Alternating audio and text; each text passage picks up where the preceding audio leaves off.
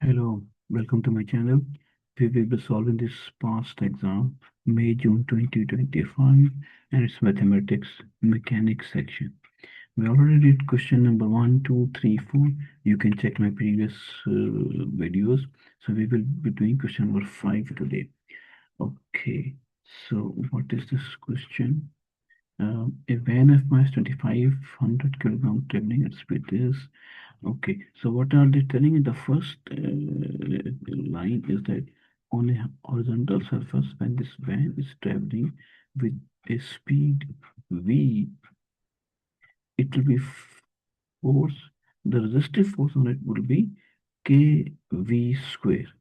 So the resistive force is proportional to the square of the velocity, square of the speed. Okay, so in the beginning, if the speed is low, the resistive force is low as well. So the van will accelerate. But at a certain speed, when the speed is increasing at a certain speed, the resistive force is so much that it will just balance the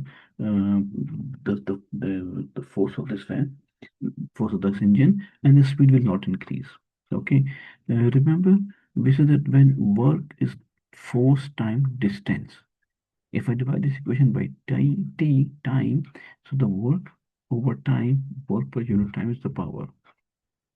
And that's going to be force time, distance per unit time is speed. So power is force time speed. In the same way, I can calculate force by dividing power by speed. Okay, so in this scenario, imagine what are the if I made the free body diagram for this van, the driving force is 62.5 kilowatt divided by its speed minus the resistive force, which is kv square, and that is the net force which is causing m times acceleration, mass time acceleration, the second law of motion. Right? Okay, so when I apply this equation for this case, when the speed is 50 meters per second, we know that the at this speed it was going with a steady speed, so there was no acceleration. If there's no acceleration, then this ma will be zero. So when I apply this equation in this particular case, it will be written as 62.5 into 10 to the power 3 divided by 50 minus k times 50 square, and this is equal to 0 because there is no acceleration. So from here I can solve this equation to find the value of k. K would be equal to 62.5 into 10 to the power 3 divided by 50 and then 50 square. So this is 50 power 3. And you can see this is all simplified to 1 by 2. Okay, so this is what we proved that k is 0.5. Okay, then the second thing is find the acceleration when the speed is 25 meter per second. Okay, so I will use the same equation again, and I will use the speed not 50 but 25 this time. Okay, so it will be 62.5 into 10 to the power 3 divided by speed is this time 25 minus k, we know it is half, and 25 square. This is equal to mass time acceleration. Mass is 2500 and into acceleration. Okay, so we can simplify this equation and find the value of A from here. So this A comes out to be 1 over 2500 and 62.5 into 10 to the power 3 divided by 25 minus 25 square over 2. And when we do all this calculation, this comes out to be 7 by 8, which is 0.875 meter per second squared. Okay, so this was part A of our problem. So let's move on to part B now. Here the scenario is a little different. Here it says that the van is ascending on a inclined plane. Okay, so when the van was here, its speed was 20 meter per second. 20 meter per second. And its acceleration was 5a meter per second square. We don't know a, what is 5a. Remember the angle of inclination was theta, which is not known. Okay, after some time, the van has a speed of 30 meter per second and its acceleration is a meter per second square. Okay, so we do not know the angle and we do not know the value of a. Okay, anyway, but in this case, the equation will become a little different. You see, now the net force on this, there's one driving force and there are two forces in the opposite direction.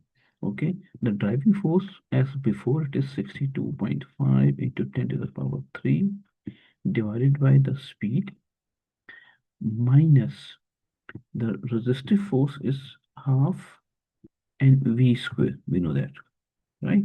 But now there's another force which is on the downward direction, and that is mg sine theta. Remember, anything on inclined plane, because of this inclination, it has a force downward of this magnitude. So this is equal to ma. Okay, so if you compare this equation with the previous equation of part A, this element was missing because theta was 0, so the sine of 0 was 0. Okay, now I apply this equation for two situations. Situation this one and situation this one. So when I apply for over here, it will be 62.5 into 10 to the power 3. And here the speed of the van was 20 minus, you can see this is 20 square over 2 minus, now the mass of the van is 2500, g we take it as 10, and sine of theta, this is equal to 2500 a. Okay, this equation I simplified it and it became 0.234 minus 2 sine theta equals a. Okay, you can check it out. This equation will simplify like this. Okay, now I apply the same equation for the second situation when the speed is 30. So it will become 62.5 into 10 to the power 3 over 30 minus 30 square by 2 minus this part remains the same, 2500 g into sine theta. This remains the same thing, and this is equal to okay, I made one mistake here. You see, the acceleration over here was not a, it was 5a. So it was 5a. My apology. And yes, it is simplified as this one. This is correct. Okay. Now, in the second scenario, this is going to be when the speed is 30, it is 2500 and a only. Okay, I hope it's clear. Look, there should not be any confusion. In the first scenario, the acceleration was 5a. So I need to put, instead of acceleration, I need to put 5a. But in the second case, the acceleration is simply a. Now, this equation is simplified in the form 49 over 75 minus 10 sine theta equals a. Okay, so this is my second equation. You can see now I have two equations and two unknowns. One unknown is a and the other one is theta. Okay, so we need to solve these two equations and find the values of these two unknowns. So right side is both of them as a, so I can just equate them. Okay, so it will become 0.234 minus 2 sine theta. This is equal to 49 over 75 minus 10 sine theta. So if I rearrange 10 sine theta become plus and minus 2, it's going to be 8 sine theta equals 49 over 75 minus 0.234. Okay. and this simplifies to, I did it here. Yes, it is simplified into sine theta equals 629 over 12,000. And from here, theta comes out to be 3 degree. Okay, and now I can put this theta in any of these equations and find the value of sine, value of A. Yes, so I put the first equation. So A is equal to 0.234 minus 2 times sine theta. It will be 0.234 minus 2 times sine theta is 629 over 12,000. And this all simplified into 0.129, okay, meter per second square. Okay, so I hope you understand all this question and the logic behind every step and every equation. Okay, this was pretty straightforward. Now let's move on to question number 6. Okay, in question number 6, we have a water slide. So it has two sections. One is a straight line from A to B, and then there's a curved portion from B to C. In the straight portion, there is a coefficient of friction given as 0.1. This angle is theta. We do not know the angle, but we know that the sine of this angle, it is known as 0.8. It is given over here, right? So from here, you can see that we are talking about some triangle. Okay, this is theta, and this must be 4, and this must be 5. Only then the sine theta will be 4 over 5, which is 0.8. Okay, so if it is 4 and it is 5, then Pythagoras theorem told me this is 3. Okay, and if this is 3, the cos theta would be 3 over 5 means 0.6. Okay, we can calculate tangent as well, but we don't need that. Okay, so the first part of the problem is that find the speed of the man at B. There's a man over here which slides down. The mass of this person is 80 kilogram. Okay, so we need to find its speed when it reach at B. Okay, so let's see. Uh, you see, when it slides down, whatever was its potential energy at A, it will be converted into kinetic energy at B plus work done against friction, right?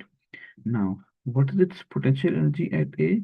Potential energy is given by m, g, and the height. And height here is going to be 5 times sine theta. Does it make sense?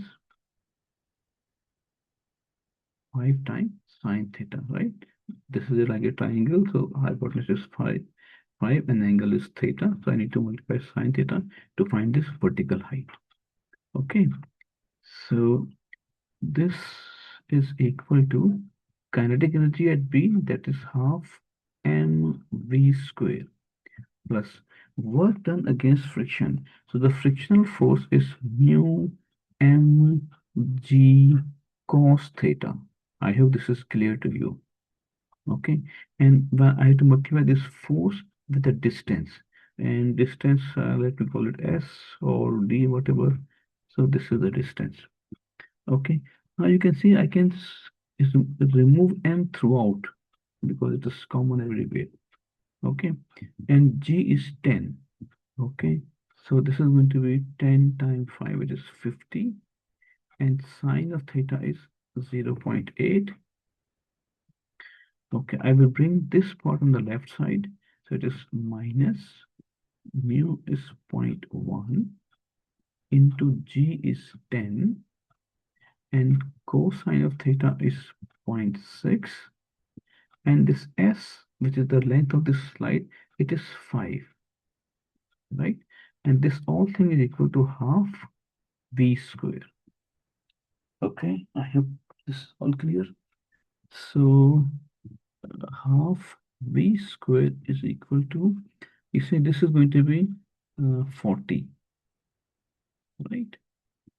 When I multiply 50 by 80, 50 by 0.8, it will become 14 minus, this is gone, so 5 times 0.6, this is 3, am I right? Okay, now V is going to be under the root 2 times the 40 minus 3 is 37, right? And this would be under the root 74, or it comes out to be 8.6 meter per second. Okay, so this is its speed when it comes down. Okay, now the next part of this problem, the last part is that yes, it is given that there is no change in the speed of the man when it passes through B, and that his speed at C is 11. Find the work done against the resistance over the. Okay, so in the curved section of this motion, remember the difference between. Okay, I made it slightly. It shouldn't be like this. Okay, so the difference between two is 2.5 meter. Okay, so this is point B and this is point C. Okay, over here, the speed is found to be 8.6 meter per second. And speed at C was found to be 11 meter per second. It's given over here. Okay, so from these two information, we need to find the work done against the resistance force. Okay, so see, whatever is the uh, potential energy at B, plus it has some kinetic energy at B, right? This is the total energy of the man at B, right? So this would be equal to kinetic energy at C plus the work done against the resistance. Okay, I hope this makes sense, that whatever was the total energy over here, that energy consists of potential energy because of the height and the kinetic energy because of its motion, this is speed. So that energy will be converted into kinetic energy here, which is we can calculate knowing the speed, and some work is is lost against the resistance. Okay, so let's see. Uh, this work done against the resistance is equal to potential energy, let me write as it is, B plus kinetic energy at B minus kinetic energy at C, right? Okay, so potential energy at B, it is M, G, and H, which is 2.5, plus kinetic energy at B, it was half M V B square, minus kinetic energy at C is half M and V C square. Okay, so let's see. I can take M as common outside. So it is M, and inside I have G is 10, so it become 25, plus I can take half as common as well, and VB was 8.6 square and minus 11 square. Okay. Um, and this was 80, M was 80. So this all comes out to be 25 plus half, yeah, it comes out to be 120 joules. Okay, so find the work done against the resistance force. Yes. Okay, so that's it. Now we have 7 questions here. Okay, I'll stop over here. So thank you very much for watching. If you ever have any question, you can always ask me in the comment section. See you in the next video.